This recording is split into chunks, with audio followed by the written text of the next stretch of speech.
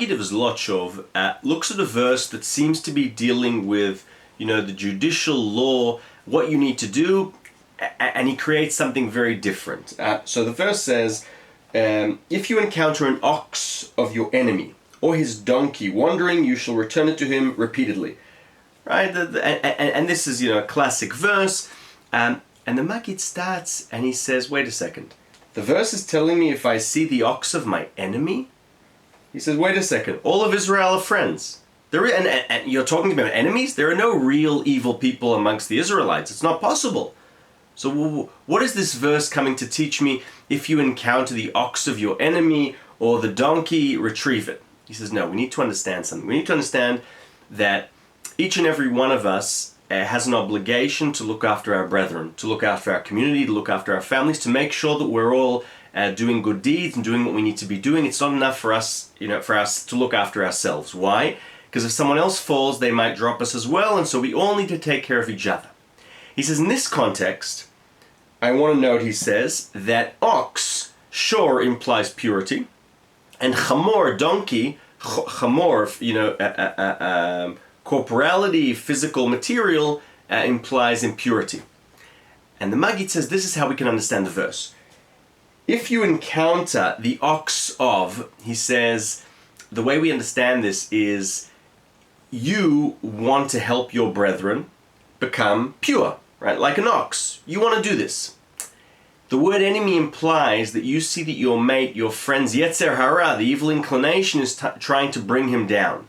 Trying to bring them down, and as a result, they've lost the relationship, the right relationship between their soul, their body and soul, and it's all about their body. It's all about their inclinations, their passions, their yearnings, and so you need to help him. And so this is the way the Maggid views this verse. And then he says, when you see this, you understand that the person's falling because of their evil inclination, that's the enemy, not your brethren. And you need to help them because each and every one of us have an obligation to turn the donkey into an ox, to turn the impure into the pure. And this is how the Maggid sees it. Now Rabbi Yaakov Abuhatzierah, from a different verse at the start of the Torah portion, sees something very similar. The very first verse says, Ve'elai Mishpatim, and these are the ordinances which we're meant to keep. Rabbi Yaakov says, notice that the word ordinances, Mishpatim, has the numeric value of body and soul. This comes to teach us that the evil inclination that the Maggid's talking about is always trying to mix up this relationship, to sort of break apart this harmony between body and soul in order for us to go after our body. And he says, how do I know this? Rabbi Yaakov says, because if you look at the acronym of all the letters in the first verse, it's tava. It's the sort of, bad yearning and evil yearning for wrong passions. And he says, therefore, when a person feels that his inclination is trying to drop him to pull apart this sort of, spiritual harmony between body and soul, remember the ordinances. Remember what God gave you. Remember what we need to keep.